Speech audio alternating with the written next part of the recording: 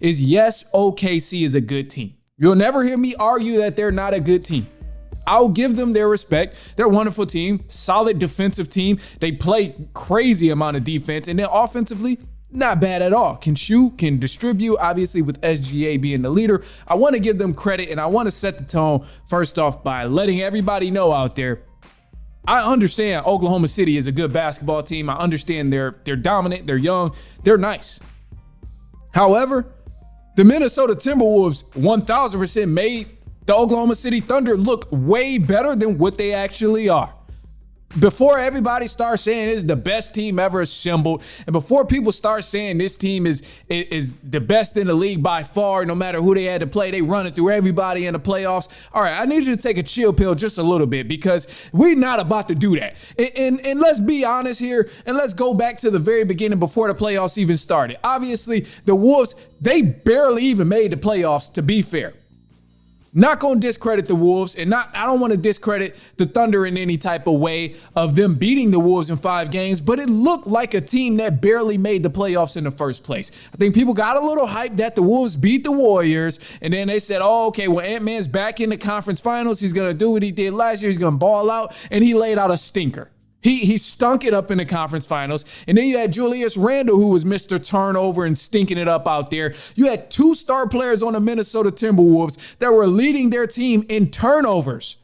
So you can sit here and say, yeah, OKC is good, OKC is good. But this wasn't just this series. Last series, Julius Randle and Anthony Edwards were not playing good. Well, Julius Randle, he decided to turn into Steph Curry himself. I don't know where that came from at all, but Anthony Edwards ain't played good in that Warriors season. The Wolves didn't play good in that Warriors series. So them getting to the next level, playing Oklahoma City, who's a good defensive team as is, like, yeah, of course they took advantage of it. And then even if you go back to where, you look at the Thunder and Denver Nuggets series here, this is kind of where you start to see some of the layers peel, because when Denver was healthy and they were a full team before Aaron Gordon got hurt, I don't like to use injuries as an excuse, but when Denver was healthy, they were giving OKC the business. The series could have went either way. Credit to OKC, they finished it out, ended up winning the game in 7 games, smacked them up in 7 games in that game 7, the last one. But above all, when they faced a complete team, it was different from when you had to worry about only one player completely dominating. They shut down the one player every series that they played against. And when it was just Jokic and Gordon was hurt and Porter was doing whatever the hell he was doing, they blitzed the hell out of Jokic and made sure he couldn't really get to his spots and couldn't do anything. You look at the series with the Timberwolves, it was a similar situation. They blitzed the hell out of Anthony Edwards. Anytime he tried to drive, everybody collapsed on him, and he had nowhere to work from. He had no space to actually get into a rhythm and make something happen. And a lot of people are going to sit here and say, well, hey, if he's a star, he needs to get it going. Somehow find a way. I think he will at some point. But again, credit to OKC. That's a tough defense. But above all, I think it's important before people start saying, oh, well, the Wolves, they just got smacked by the best team ever in the world. Before people start really blowing this out of proportion on how good the Thunder are, yes, they're a good team, I think it is important that you remember, first round, they played the Memphis Grizzlies, got them out of there. They played the Denver Nuggets, who was a solid team, took it to 7 games, could have went either way. They did close it out. Congrats to them. But they played a Minnesota Timberwolves that had one more win than the Memphis Grizzlies. So I know it's the conference finals. It's supposed to be the best 2 teams in the Western Conference, but we did not see the best 2 teams in the Western Conference. We've seen one team that was better than the Memphis Grizzlies, 1 game better than the Memphis Grizzlies, who was a play-in team. So I know they got Anthony Edwards and Julius Randle, and we expected so much from them, but they were not there all season. Toward the end of the season, they just so happened to get into the playoffs and get into contention where they didn't have to go to the play-in series, and then they get in the playoffs and win a couple series, which is dope for them. But we ain't gonna sit here and act like OKC is the best team that's ever assembled, man. And I also got to mention too, I'm going to break down why I think so many people dislike the Oklahoma City Thunder. And I'm not just saying so many people, I'm also including myself, because I'll own up to it, man. I guess you can consider me a Thunder hater or an SGA hater, whatever. I'll own that title, bro. I'll be Skip Bayless to SGA like how he was with LeBron. I'm cool with that. I'm content with that. But I think that the most important thing and the reason why I personally don't really like SGA or this Oklahoma City Thunder team is because I'm despite what you may see on the internet, including this video, Oklahoma City Thunder is led by a soft star, bro. I'm sorry. SGA is soft to me. Yes, he can be tough. He can have these moments where it's like, oh, he's a savage, whatever. But SGA is soft to me. Any player who has to heavily rely on foul calls to get home points, when you're constantly looking to draw a foul, constantly looking to draw contact and get the ref to blow a whistle, rather than focusing on actually scoring the ball and shooting the ball, you lost my respect. I'm sorry. You lost my respect right then and there. Because yes, we've had people in the past who tried to foul bait and who did foul bait. Hell, Wade, Kobe, Mike, KD, Bron, all of these guys have foul baited at some point. But it's a difference when you're trying to actually score the ball and draw the foul, and you're just trying to draw the foul. With SGA, I see him just try to draw the foul and not even worry about scoring way too many times. And that's why it bothers the hell out of me. And that's why I'm like, no, he's soft for that. I can't respect that type of game, bro. James Harden used to do the same thing. And a lot of people gonna say, oh, well, y'all never gave James Harden hell about it. Who didn't? Go look at the film. Go back and look. 2017, 2018. I was on James Harden as the same exact way. It's soft to me when stars rely on the foul call rather than actually even trying to score the ball. When it's cool if you're drawing fouls, whatever. And let me show you some examples too. Anybody on a live stream, you'll see it. If you're on a pod version, you probably won't see it. You just got to tap into the live stream. But I got examples with me today. So, oh yeah, we on this. No, I was prepared, because I'm gonna show you exactly what I'm talking about. When I say all of the foul baiting, you're not even attempting to try to score the ball, but yet you're only looking for a whistle on your offensive game. I cannot respect that. To me, that's soft. Jalen Brunson does this. Harden was lethal at doing this. Grabbing somebody's arm, slapping yourself in the face. When you isn't the objective to score the ball? Why the hell what are you doing? So I can't respect it. I can't respect that. And it bothers the hell out of me. So let's look at some examples. If you're on a live stream, let's look at these examples here. Because exhibit 1, look, this was the most recent one, and I'm not going to play the volume because, again, I don't want to get caught up. But just look at this. Now, of course, the volume comes on. Look at this right here. Look at the slow-mo.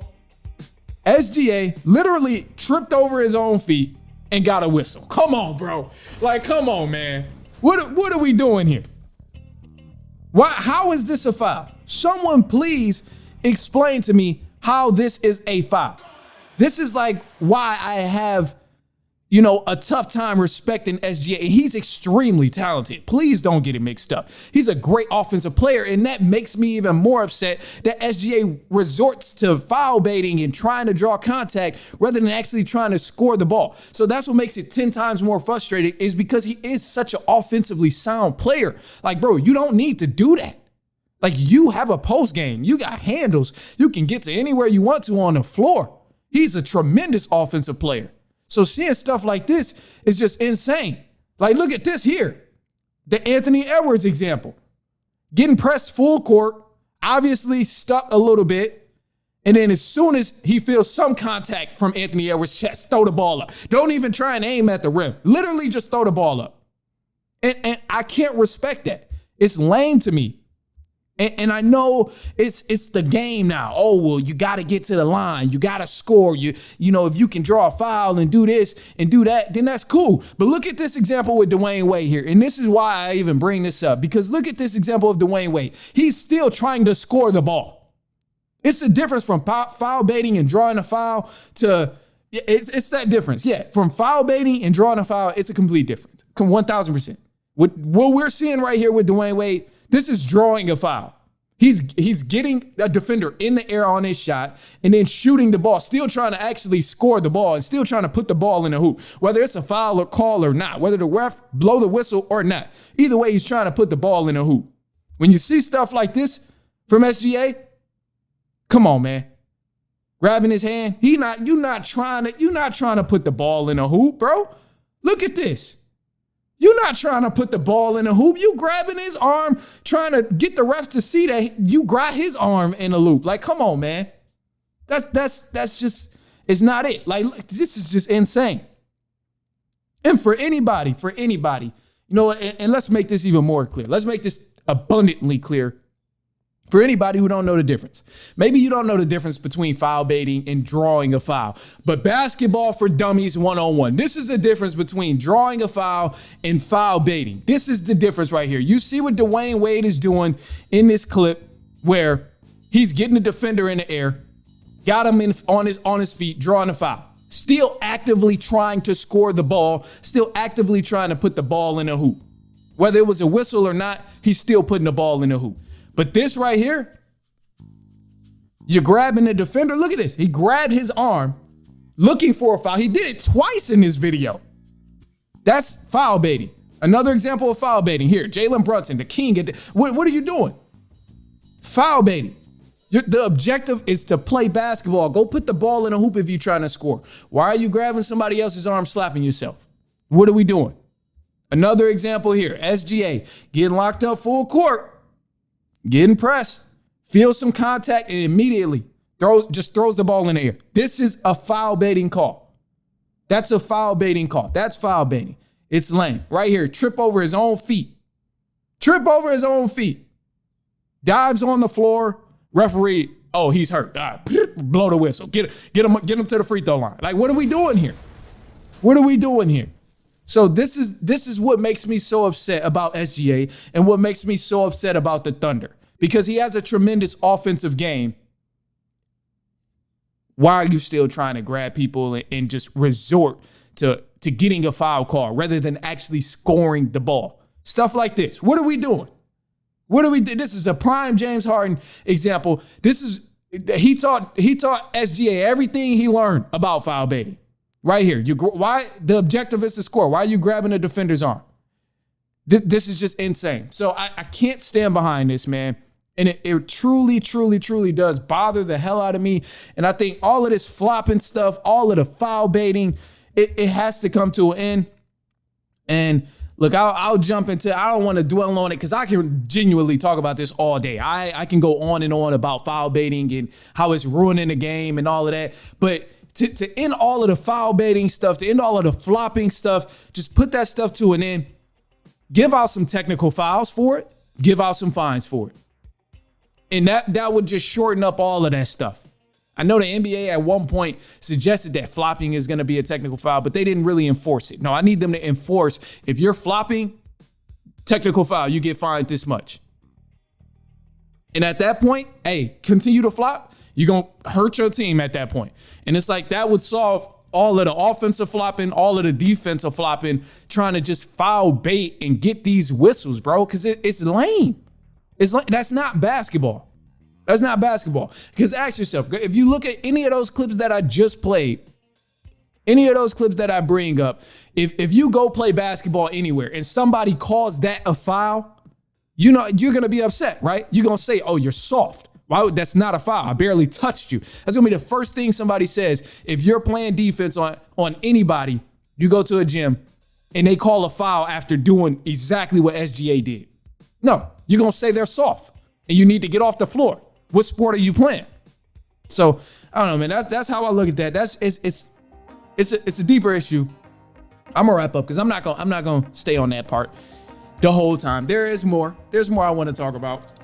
So we'll do that. We'll take a quick break and then we'll jump into it. And mind you, this is the live stream, so check us out on YouTube if you are listening podcast version. You know, YouTube at The Run Podcast, TikTok at The Run Podcast, Instagram at The Run Podcast. And look, we got another segment here because I guess I could just, whatever. So, just need a sip of water.